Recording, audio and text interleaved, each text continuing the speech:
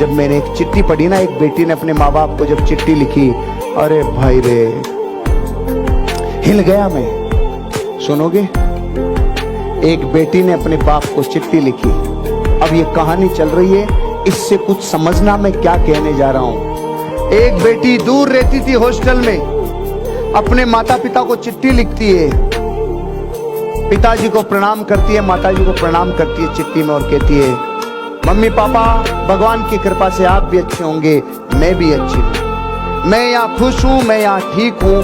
बस थोड़े दिनों पहले मेरे हॉस्टल में आग लग गई थी, जिसकी वजह से मैं थोड़ी आग में जल गई, तो थोड़ी सी तकलीफ थी, बाकी सब सही है। उस लगी हुई आग की वजह से मुझे खिड़की से बाहर कूदना पड़ा। पहली मंजिल से कूदने की वजह से मेरे टांग में थोड़े फ्रैक्चर आए, इसलिए अब कोई दिक्कत नहीं है, अब मैं ठीक हूँ।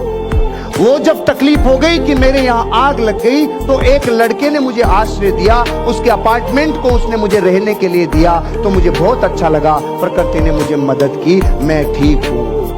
जब मैं उसके अपार्टमेंट में रहती थी तो मैं उससे मिलती जुलती थी, उसके जो बीमारी का इन्फेक्शन था वो मेरे भी इन्फेक्शन आ गया, लेकिन अब मैं ठीक हूँ।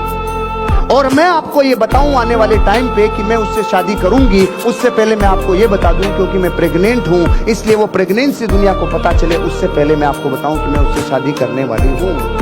बाकी सब ठीक है। और आप इस बात को जानकर खुश होंगे कि आप नाना नानी बनने वाले हैं। आप और हम बहुत खुश होंगे जब मैं उससे शादी करूंगी, ये खबर मैं आपको देने वाली हूँ। बाकी सब ठीक है। और आप बताओ, आपके यहाँ कैसा चल रहा है? मेरे यहाँ सब ठीक है। और मैं आपको जानकारी दूं, मेरी जिंदगी में सब अच्छा चल रहा है। बस एक टॉपिक था कि मेरे एग्जाम थे और मैं केमिस्ट्री के पेपर में फेल हो गई, ये बात मैं मुझे आपको बतानी थी। और सच बताऊं तो मुझे बात सिर्फ यही बतानी थी कि मैं केमिस्ट्री के पेपर में फेल हो गई, उससे पहले की सारी बातें बेकार थी, वो सब झूठ थी। बताना सिर्फ ये था कि मैं केमिस्ट्री के पेपर में फेल हो गई, ना आग लगी, ना मैं खिड़की से कूदी, ना मेरे को कोई लड़का मिला, ना कोई इन्फेक्शन हुआ, बस मैं फेल हो गई। उस चिट्ठी में उसे सिर्फ एक बात बतानी थी कि मैं केमिस्ट्री में फेल हो गई।